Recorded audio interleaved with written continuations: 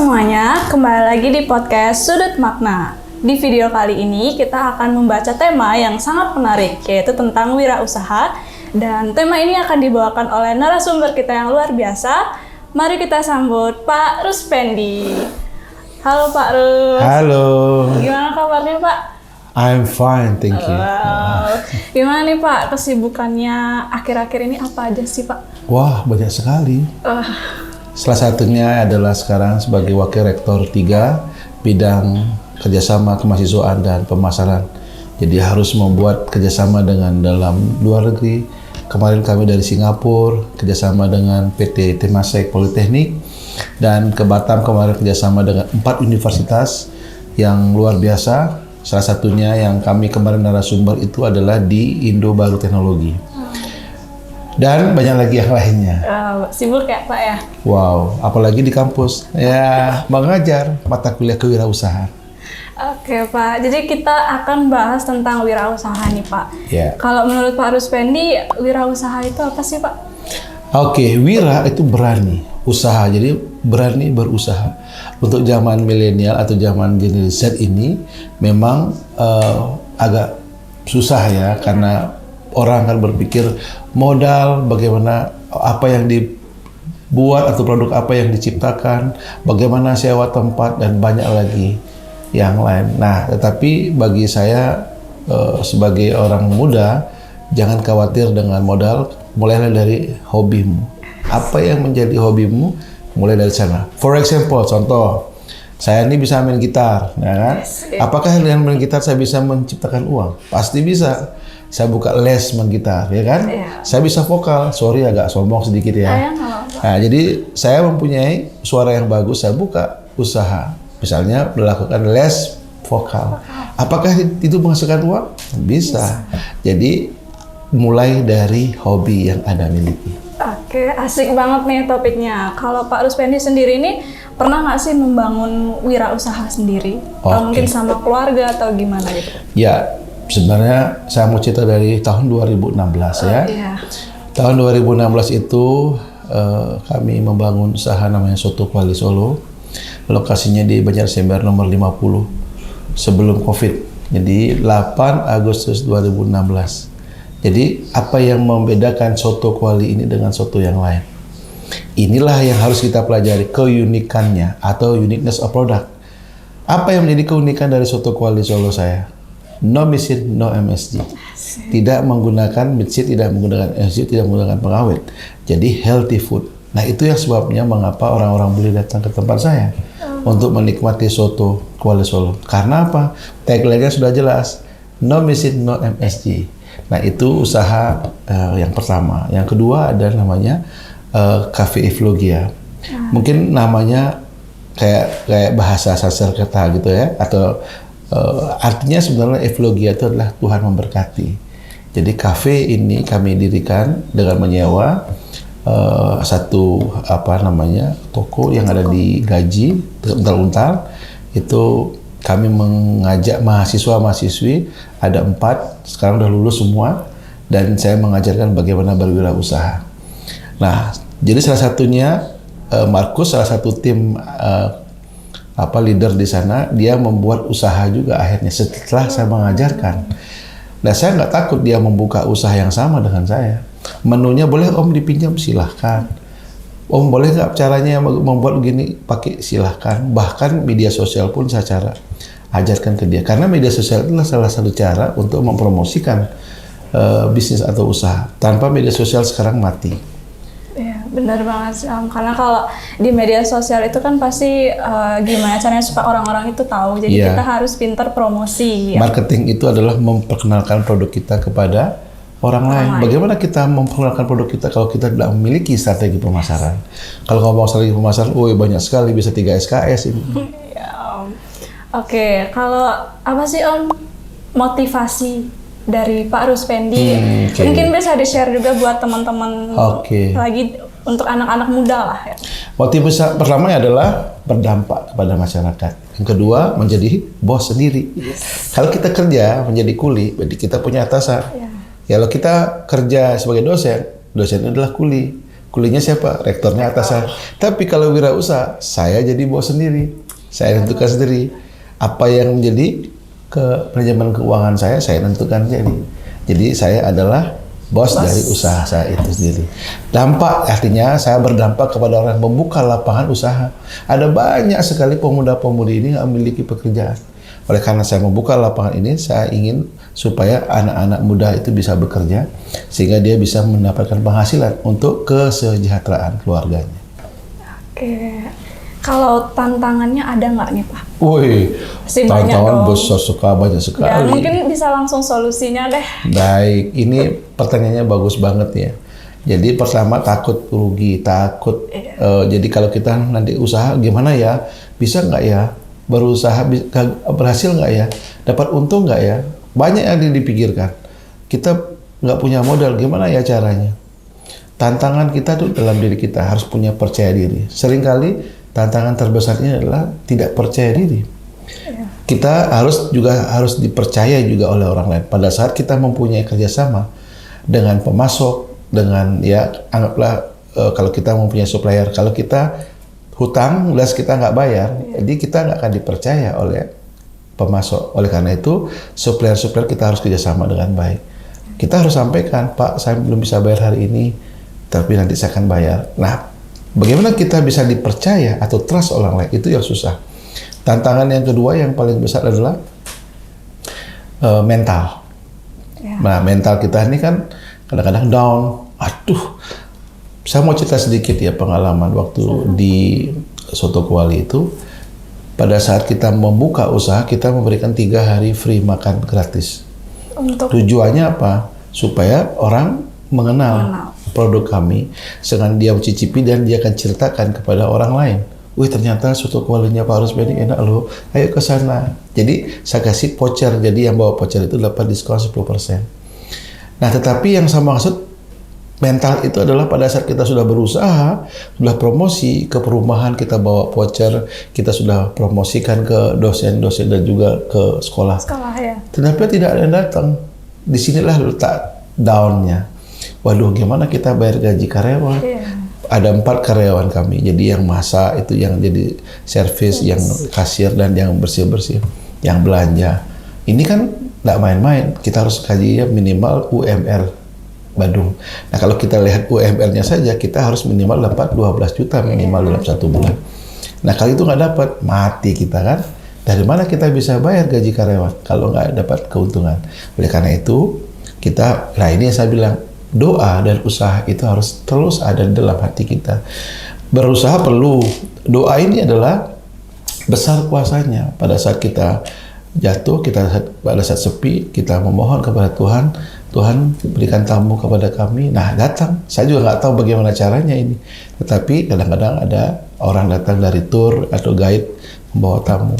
Ada juga dari teman-teman kami yang datang hampiri usaha kami ini, sehingga Soto Kuali Solo kami ini lancar, dan ya akhirnya banyak yang kenal dan berdatangan terus sehingga bisa bangkit lagi. Nah, tantangan itu pada saat kita jatuh, nah seringkali kita nggak mau bangkit.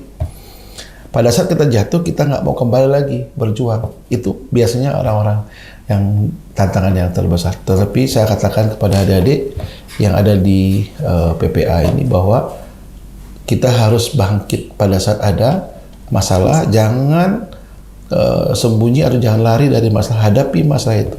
Seperti iklan dari Pegadaian, menghadapi masalah tanpa masalah. Oke, asik banget nih. Berarti pasti salah satu faktor pendukung dan juga motivasi itu keluarga juga ya Pak? Oh pasti, istri saya, anak-anak saya, ibu mertua, bapak mertua. Wow. Sehingga tanpa dia saya nggak akan bisa hidup. Tapi kalau sekarang apa Bapak masih menjalankan wirausaha mungkin yang lain? Nah, 2020 sejak ada COVID, jadi ini saya cerita juga testimoni, kami keluarga tidak lagi berusaha karena COVID itu kan dilarang menjual makanan, dilarang membawa makan di tempat sehingga sepi tamunya.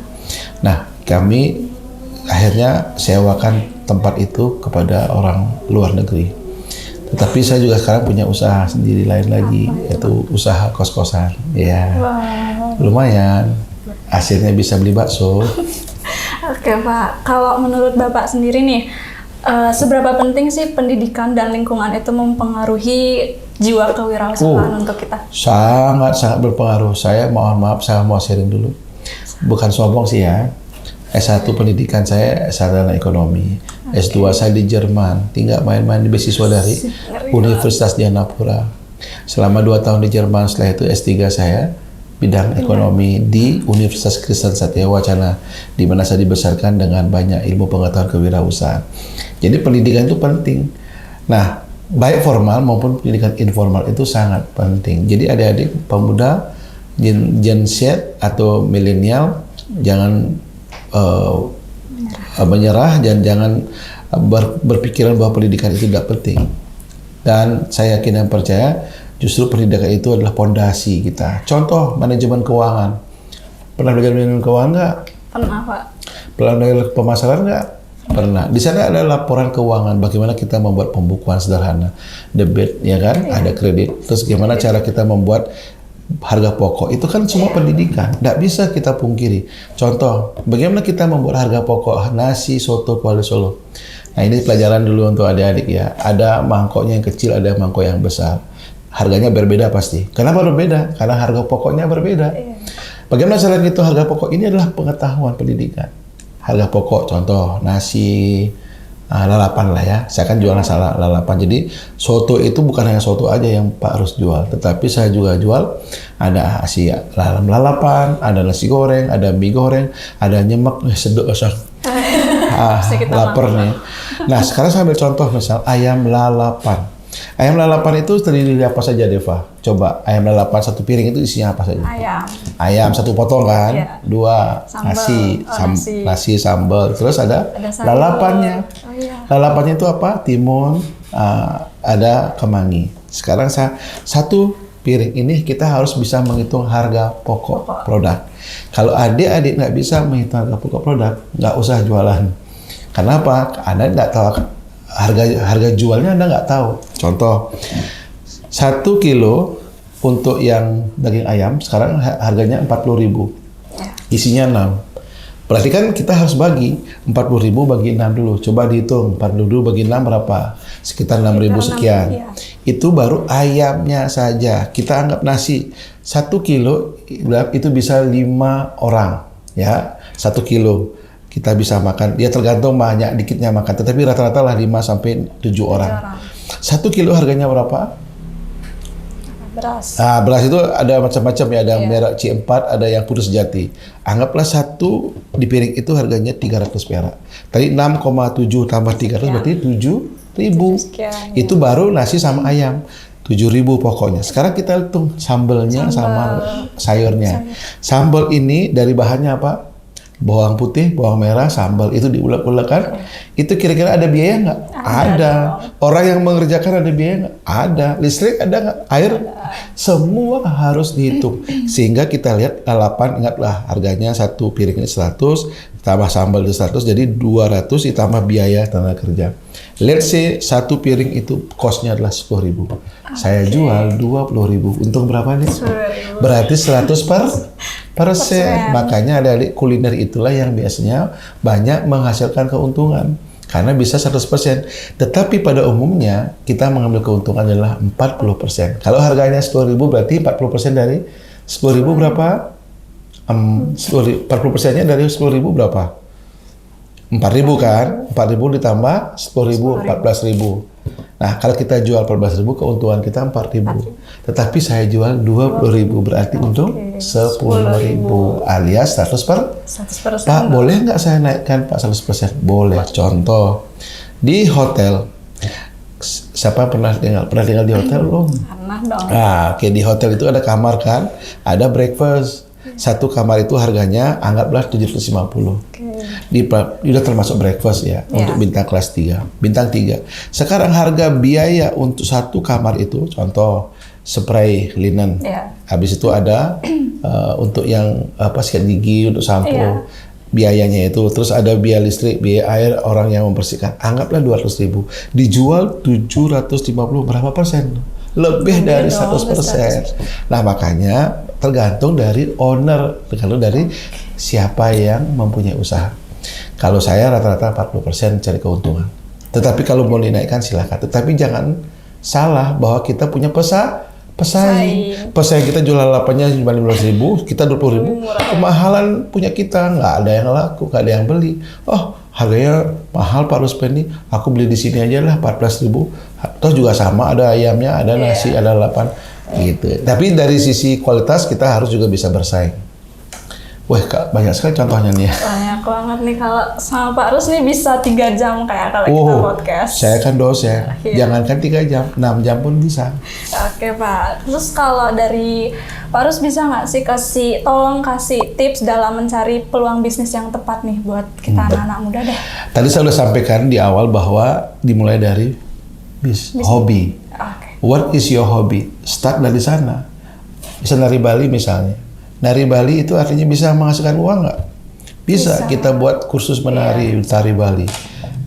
Jadi kita mulai dari, tetapi ingat peluang bisnis itu kita bisa dapatkan dari satu, kita bisa berteman dengan orang yang pebisnis. Yang kedua kita membaca buku atau baca Google, baca informasi tentang usaha di media sosial. Dari membaca ini dan juga berkarir berteman dengan orang-orang sukses, maka Anda akan kecipratan ilmunya. Makanya Pak harus sering ketemu sama orang-orang yang sukses. Kita ada ngobrol, apa sih Pak kira bisnis ke depan yang bagus. Nah, dia ngomong, dia sudah pelajari dan dia bilang, oh nanti ke depan usaha ini bagus. Nah, kita juga mendengarkan dari apa yang dikatakan. Nah, terlepas dari kita sendiri juga mencari kira-kira apa peluang-peluang bisnis yang akan muncul. Yang jelas sekarang teknologi ini sangat berperan. Contoh ya, sekarang ChatGPT sudah sangat mendarah daging ya untuk anak-anak mahasiswa. Betul.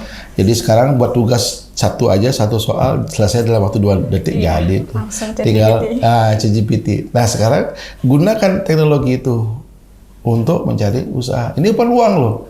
Contoh misalnya Deva punya TikTok, ini punya HP ya. Ini kan sudah ada pulsanya. Kira-kira bisa nggak dengan mendapat peluang bisnis nggak kalau kita sudah mempunyai HP dengan media sosial? Pasti bisa. Konten kreator, contohnya aja.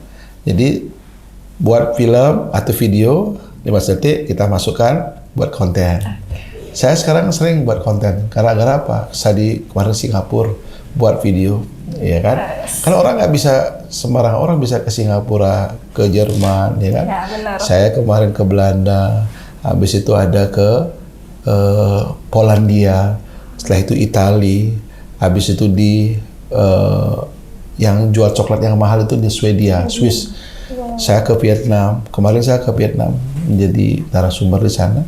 Setelah di Vietnam, saya ke Kalimantan itu Indonesia ya. Tapi bagi saya itu berharga karena ibu kota negara yang baru ini, ibu kota yang di Kalimantan itu saya datang ke sana dan menjadi narasumber. Artinya apa? Semua yang kita kunjungi kita buat konten-konten dalam media sosial, entah Facebook, TikTok, entah mau Twitter ataupun mau pakai Facebook ya atau Instagram. Itu peluang bisnis yang kunci pertama adalah start with your hobby. Setelah itu peluang bisnis itu bisa didapat dari membaca buku, mendengarkan para orang sukses atau wirausahawan yang sukses. Oke, jadi kalau kita juga kalau udah pernah kemana-mana tuh nggak ada salahnya kita buat juga sharing sama orang-orang lain supaya orang-orang lain juga bisa lihat wah keren gitu. Jadi media sosial itu sebenarnya penting untuk marketing gitu. Betul. Kalau gimana sih Pak cara menjaga semangat dan motivasi saat menghadapi kesulitan? Ada satu lagu. Hidup ini adalah kesempatan. Hidup ini untuk melayani Tuhan. Jangan sia-siakan waktu yang Tuhan beri. Jadi kata-kata jangan sia-siakan waktu yang Tuhan beri. Jadi kita semua diberi waktu yang sama, tetapi masing-masing orang yang mengatur dirinya sendiri. Jadi untuk kita bisa berusaha ini, kita harus berdoa tadi. Kita apa yang Tuhan berikan ini lakukan dengan berucap syukur. Jangan berapa namanya itu ya, kalau kita dikasih nggak berhasil marah gitu kan, atau kita bersungut-sungut. Nah, jadi kita lakukan itu dengan ucapan syukur apapun keadaan kita. Sama kalau khotbah loh ya. Jadi saya yakin dan percaya walaupun saya bukan pendeta, tapi di dalam Yeremia pasal 17 ayat 5 sampai 8, diberkatilah mereka yang mengandalkan Tuhan, terkutuklah mereka yang mengandalkan manusia. Jadi kalau mereka mengandalkan manusia ya terkutuk. Jadi jadikanlah Tuhan Yesus Kristus dalam hidupmu. Karena saya percaya Yesus Kristus, karena itu yang saya imani. Jadi saya agama Kristen, jadi saya percaya Yesus. Mungkin bagi orang yang Islam atau yang Hindu dia tidak percaya Yesus, tidak apa-apa. Tetapi bagi saya pribadi, Yesus Kristus adalah Tuhan dan Juru Selamat saya yang selalu menjadi role model dalam hidup saya. Jadi pada saat saya mengalami kesusahan dalam wirausaha, saya katakan, Tuhan saya mau banyak tamu datang ke sini. Tuhan saya mau supaya kos saya penuh. Akhirnya kos-kosannya penuh semua. Setiap ada yang keluar, dalam waktu 1 hari udah ada yang masuk lagi. Itu siapa yang ngirim? Nggak tahu. Tapi saya yakin Tuhan Yesus yang dahsyat. Oke, keren nih. Kita harus berlandaskan sama Tuhan pastinya ya Pak. Oke, kalau dalam Pak Ruspendi berwirausaha ini kayak kan pernah punya Soto Kali Solo dan banyak yang lain. Cafe Vlogia ya. Iya. Gimana sih cara Bapak meresponi atau membangun hubungan sama pelanggan? Oke, ini menarik sekali. Pelanggan customer adalah raja ya. Yes. Apa itu artinya raja? Apa artinya customer? Kita harus bisa memberikan kepuasan kepada customer kita. Kalau customer itu kecewa, apa yang terjadi? Dia akan cerita, jangan ke sana, jelek makanannya. Dari mulut ke mulut. Itu artinya apa? Jatuh usaha kita. Oleh karena itu, jangan kita membuat customer itu menjadi kecewa. Sambil contoh ya, Pak Rus, saya ingin membeli 1 nasi soto, susu pisah ya. Kita sudah dibilang nasinya pisah ya dengan soto, tapi kita campur. Kan ada soto yang campur dengan nasi sama pisah. Terus kita layani tamunya, loh kok begini keluarnya? Nggak sesuai dengan apa yang saya minta. Nah, kalau pelanggannya ini sedang, maaf ya, pelayan ini kita marah-marah juga. Itu kan yang mesen tadi bukan saya. Apa yang terjadi? Oh udahlah, nggak usah makan di sini, jadi pergi. Apa yang terjadi? Dia akan cerita sama orang lain kejelekan kita. Nah, tetapi kalau kita mau layani dengan sungguh-sungguh, oh maaf Pak, teman tadi saya ulangi ya Pak. Gitu. Oh nggak usah, biar aja. Nah, kan lain ceritanya. Tapi kalau kita marah-marah, udah kita salah, kita marah, nah, itu customernya kecewa. Ada banyak sekali. Kalau saya ceritakan sekarang, sampai pagi pun nggak selesai. Kenapa? Contohnya apa? Pembayaran kiris. Karena ada kiris tuh tit gitu ya. Kalau nggak bisa, gimana caranya? Kita siapkan pembayaran yang kedua dengan gesek. Kami punya namanya BCA dan BNI. Setelah itu nggak bisa cash gitu loh. Tapi kalau orang bisa cash nggak bisa, gesek nggak bisa, kiris nggak bisa, kita harus cari usaha. Bagaimana caranya? Pak silakan dibawa dulu uangnya, kalau nggak ada. Saya yakin dan percaya Tuhan itu baik. Dia akan datang kembali dan membayarnya besoknya gitu. Jangan takut. Gitu gimana, Pak? Jangan takut karena apa? Tuhan itu luar biasa. Amin. Oke, hebat banget nih. Pengalaman yang paling berkesan apa sih, Pak? Oh, saya belum cerita ya, saya di hotel ya. Saya sebetulnya juga kerja sebagai GM hotel itu di Laras Asri Bintang 5. Saya bertemu dengan tamu yang sangat cerewet. Nah, tamu yang cerewet ini adalah tamu yang komplain karena bajunya rusak di laundry. Ini salah satu hotel bintang 5. Dan saya katakan kepada tamu itu, excuse me, what can I do for you? Ceritalah dia, ini baju saya bagus, robek gara-gara laundry kamu. Saya ajak ke restoran, ajak makan, minum, what can I bring you line? This is free of charge. Gratis. Ini orang dasar orang Belanda ya. Senang banget, oh I'm very happy. Setelah itu, saya tanya lagi, gimana dengan ini? Saya bisa bayar? Oh, nggak usah. Jadi dengan kita mengajak dia makan, kita kasih dia free, dia sudah larut dalam ini, sehingga dia tidak lagi mempermasalahkan baju yang tadi, yang apa masalah tadi. Itu yang paling berkesan. Jadi banyak sebenarnya ada ya pelanggan. Iya, kalau di Soto Kuali itu yang berkesan itu banyak sih yang bagusnya, nggak ada yang negatifnya ya. Jadi kalau Pak Rus saya akan promosikan ini, boleh saya ambil gambar? Oh silakan, saya senang banget. Di foto dimasukkan. Ada artis kemarin pas saat makan itu, dia artis, saya lupa namanya, Tante Villa tahu, istri saya. Dan kita berfoto di sana dan dia uploadnya di media sosial. Iya, Jadi sebar. itu artinya menambah banyak Banyak orang yang tahu. orang yang like Iya. Instagram sehingga tahu Soto Kuali Solo ini. Oke, dalam membangun usaha itu kan pasti perlu modal. Terus juga kita pasti harus pintar mengatur keuangan. Nah, kalau dari Bapak sendiri gimana nih cara mengaturnya? Nah, yang jelas antara uang pribadi dan uang usaha itu harus dipisahkan. Jangan sekali-sekali digabung.